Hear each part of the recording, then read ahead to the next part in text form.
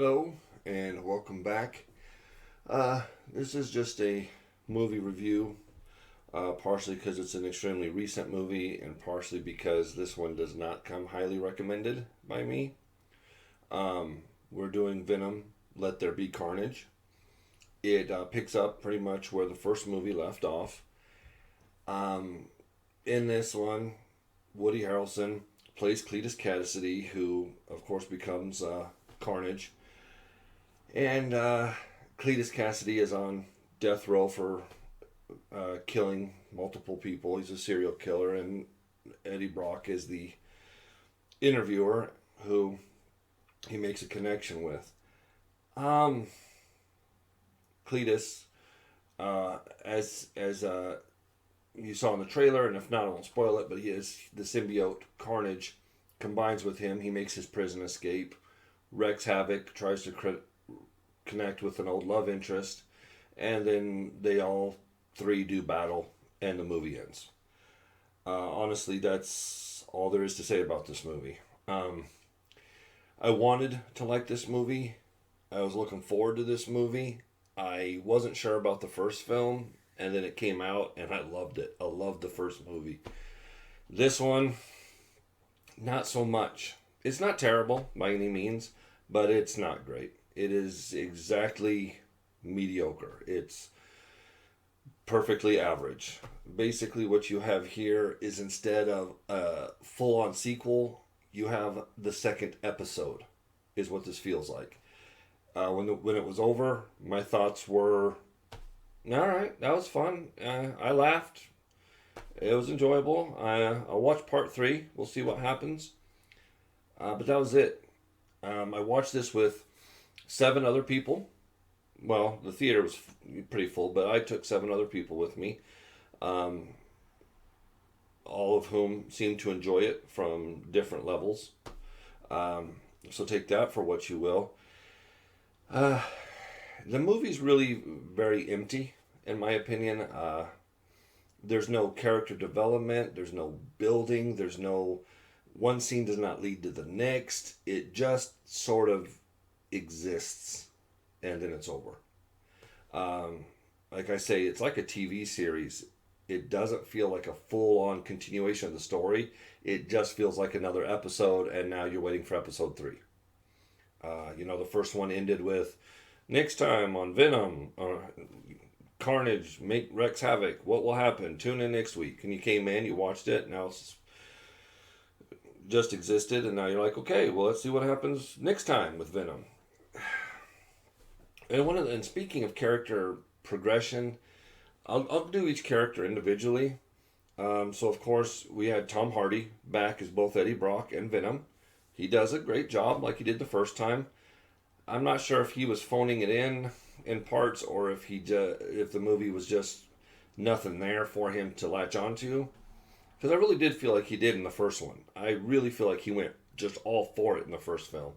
And in this one, he just kind of does it again. Woody Harrelson plays Cletus Cassidy, the serial killer, who eventually becomes Carnage. There is so much that you can do with Carnage. And they did nothing. They really did nothing. And one of the reasons that they did nothing is probably because they were afraid to, really. Moving on, for no apparent reason, is the return of Anne, played by Michelle Williams. You could have left her out and had the exact same movie. She was pointless. And of course, her boyfriend's back, Dr. Dan, played by Reed Scott. And not that they weren't good or anything, but you could have had the same movie. They were sort of unnecessary. This time around, Cletus Cassidy has a love interest, which is far... I do not know how this went in the comics, because I don't follow them religiously, and I quit reading comics some 30 years ago for reasons. But I don't know if he ever had a love interest, but in this one, Naomi Harris plays his love interest, Frances Barrison, who's also Shriek. And she does an adequate job, but they give her nothing to work with either. One of the other ones is Detective Mulligan, played by Stephen Graham. He might have actually had the most to do in this movie, honestly, even more than Tom Hardy. And Of course, one of the fun things to have back was Peggy Lou as Miss Chin. She actually had one of the greatest scenes in the entire film as well. So that's the cast.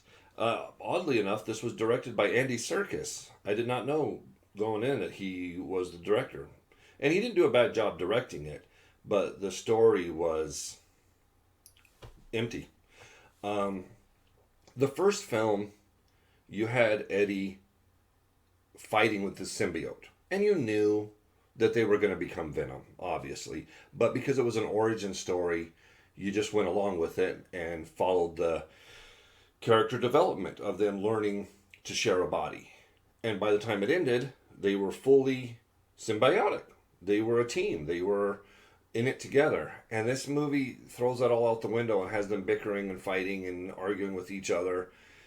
And their reason for it isn't bad, but it's unnecessary and it's a distraction when you need to set up a character like Carnage. And they don't. They just kind of go, yeah, you know, he killed a bunch of people. He had a rough past and life's been hard on him. And oh, now here's a symbiote and now he's Carnage and here's the fights and now the movie's over. It just, they did nothing to build his character. The symbiote, I should have looked this up, from the first movie, you know what, I'm going to look it up real quick. 1 second. No, as near as I can find, the symbiote in the first one's name was Riot. It could have just been him again, and you'd have had the same movie. And at least that character had development, that villain had development, and the symbiote had development, and as they became one and were trying to pursue what they wanted to pursue, they became one. And man, this movie just, there was no meat on the bone at all. There's a lot of humor, which isn't bad, and most of it is pretty solid humor. Not, some of it's goofy slapstick, some of it didn't land with me and a lot of the audience apparently that I was watching it with. But there's a lot of good humor. But I tell you, if you took the humor out of this movie, you'd have had nothing.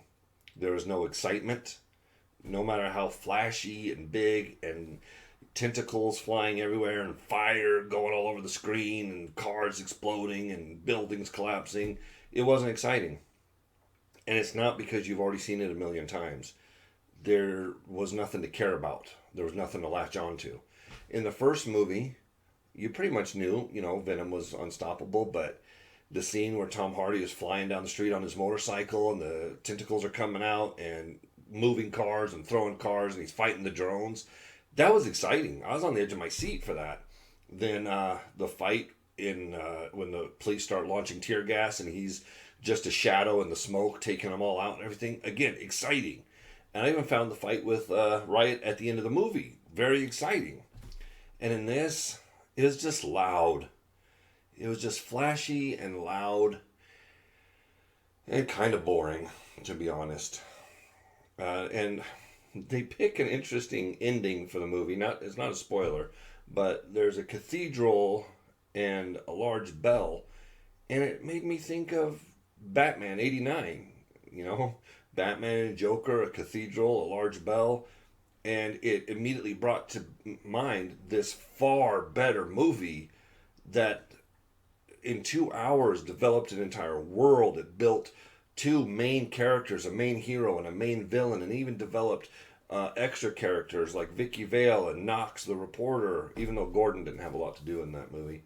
And even Harvey Dent, it built him up enough that you were ready to see him become Two-Face in a later movie. And in this, it was a bad comparison because as soon as I saw that Batman 89 hit me so hard, I was like, this is an incredibly inferior film. So that's all I'm going to say about it. You know, I don't say don't watch it. I don't tell people what to do anyway. But definitely go in with low expectations. You might enjoy it more. And, you know, prepare to laugh. It's a fun, enjoyable movie, but there's not a whole lot going on there. I'll watch another one for sure, but I don't even think I'll own this one. I'm not a completionist. I don't own things I don't want to own. So I'll skip owning this one and we'll see what happens with where Venom pops up next. I was going to do a digression because what's a video with King Crow without him digressing onto other subjects, right?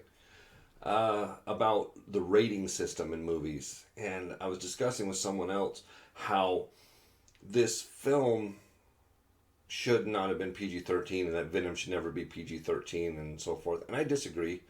I do hear that argument a lot, so I imagine I'm in the minority, but I believe you can do anything PG-13. And I'm not saying you have to.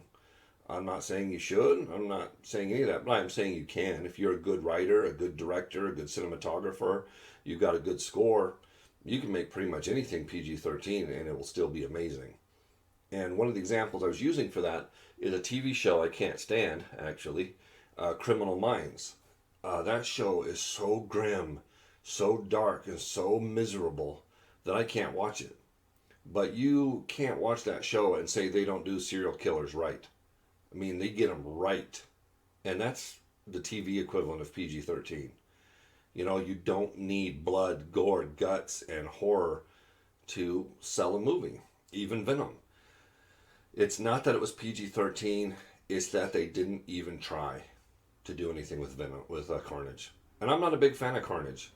I think Carnage, Doomsday, and Bane are all incredibly overused. They're not that interesting, and they just use them to exhaustion, where you're just like, doesn't Batman have other enemies besides Joker and Bane?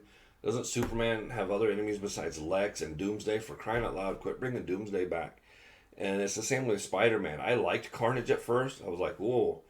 But they wore out that story with this Maximum Carnage comic series, which is one of the things that put a nail in the coffin of me reading comics. And they've just exhausted symbiotes and everything else. And this movie did him no favors. This movie will not make you a fan of Carnage. You won't get an idea of how creepy he is, about how dangerous he is, about how lethal he is. He just kind of exists, and frankly, that's less than what Carnage deserves. If you're gonna do Carnage, again, you don't got to do him rated R, but you got to do something with him, and they just didn't. So I felt like I was going to say more, but I guess that's about all I got. It's a short one. Thankfully, you're welcome.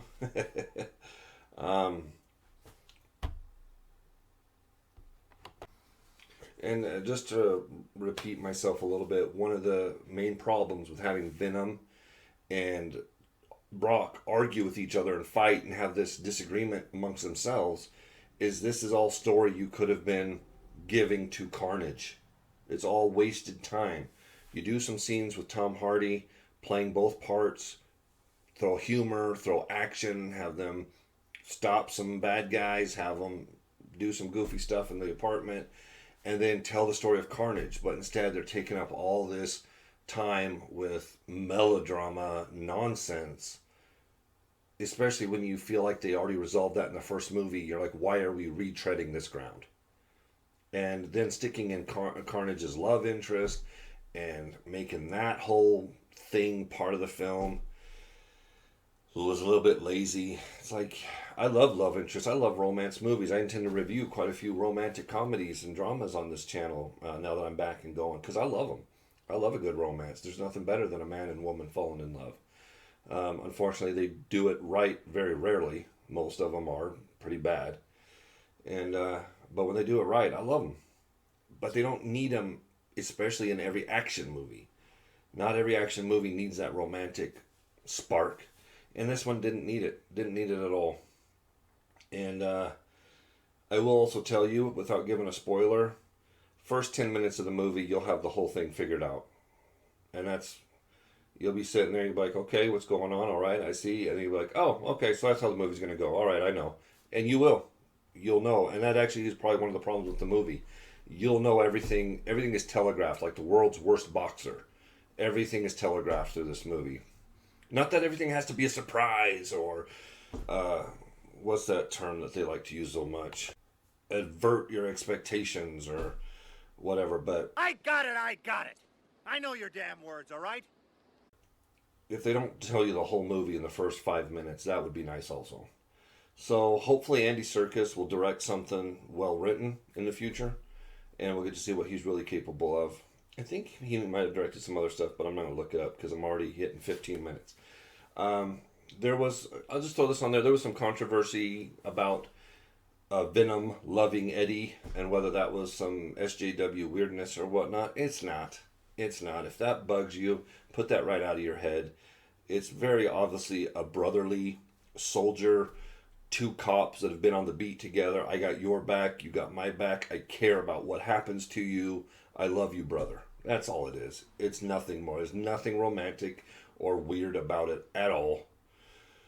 So don't worry. Don't, you know, if you have heard about it, put it out of your head. If you haven't heard about it, that scene will probably come and go, and you'll barely bat an eye. And on that note, just because I like to make it a part of my thing, got my spiritual glasses here, and I got my SJW glasses here, and frankly, neither apply. Was probably one scene that could have been excised. It definitely has that whole be who you want to be and be true to yourself nonsense, but that's about it. Other than that, it was completely free of SJW nonsense, which made it a pleasant watch. And there's nothing in here that hit me spiritually one way or the other than, you know, if you're a good friend, have your friends back. You know, love thy neighbor, that kind of thing. So, doesn't really apply to this movie. And that's it. That's Venom. Let there be carnage, only not so much. I hope you enjoyed it, and I will get another one out here shortly. Thank you so much for listening. In case I don't see ya, good afternoon, good evening, and good night. Yeah.